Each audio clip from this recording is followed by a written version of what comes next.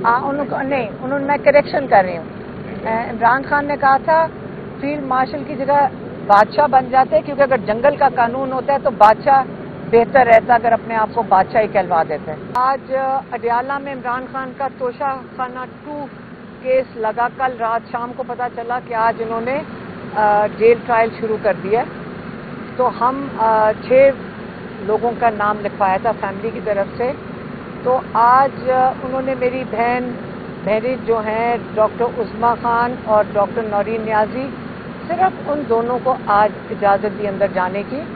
इमरान खान ने एहतजाज किया जज साहब के साथ कि ये किस किस्म का ओपन कोर्ट है कि आप मेरी फैमिली को जेल इंतज़ामिया या कर्नल साहब बाहर रोक देते हैं, और ये कैसे फैसला कर सकते हैं कि कोर्ट के जो इजाज़त होती है उसको जेल इंतज़ामिया कैसे चैलेंज कर सकती है। जो मैं आपको मैसेज दे रही हूँ ये इमरान खान का ही है, लेकिन उन्होंने लॉयर के हाथ मेरे पास भेजा है, क्योंकि मेरी बहनें अभी अंदर ही हैं और हमने जाना था इस्लामाबाद हाई कोर्ट, क्योंकि हम वहाँ पे जो चीफ जस्टिस हैं उन्होंने कहा था कि बुध को इमरान खान की बेल हियरिंग लगाएंगे अलकादिर केस में, जिसमें इमरान खान को 14 साल और बुशरा बीबी को 7 साल की सजा है।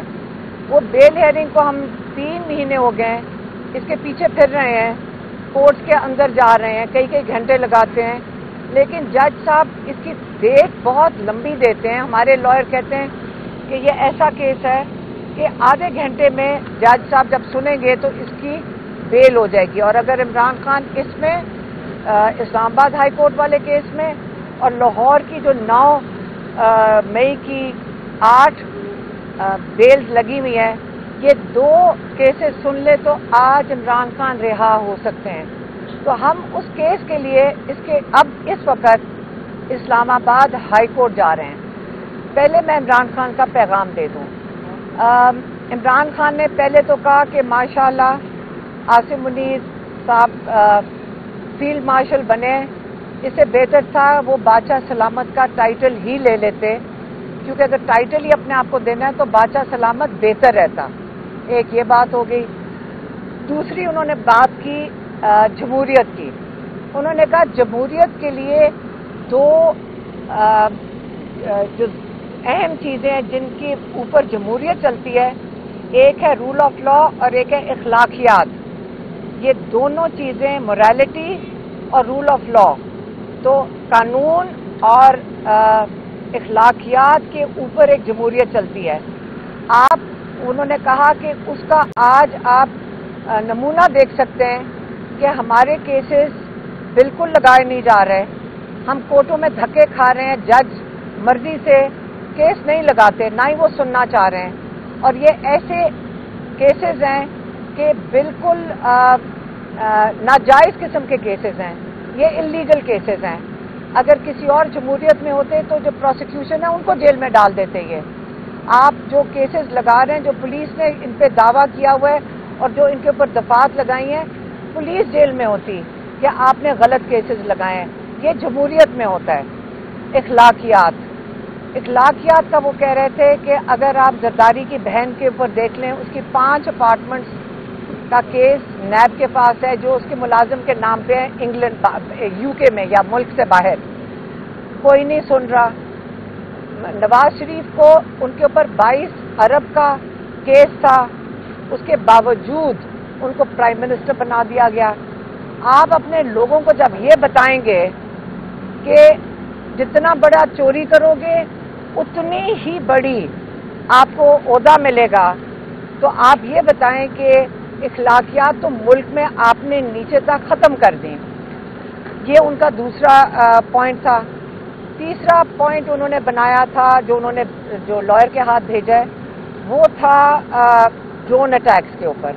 उस पर उनको, जब आपको पता है कि इतने हफ्तों से आज जाकर उनको सही तरीके से पता चला है कि ड्रोन अटैक्स हो रहे थे, उस पर उन्होंने सख्त मजम्मत की है। क्योंकि आपको पता होगा कि इमरान खान ने 2011 से इसके ऊपर सारी दुनिया में मजम्मत की है, हर जगह इसके खिलाफ खड़े हुए हैं। जब इंटरनेशनल ड्रोन अटैक्स होते थे पाकिस्तान में, उन्होंने वो उनकी मेहनत थी जिसकी वजह से उन्होंने بالکل کم کر دیے تھے اور ایک اپنے وقت میں جا کے انہوں نے ختم کر دیے تھے.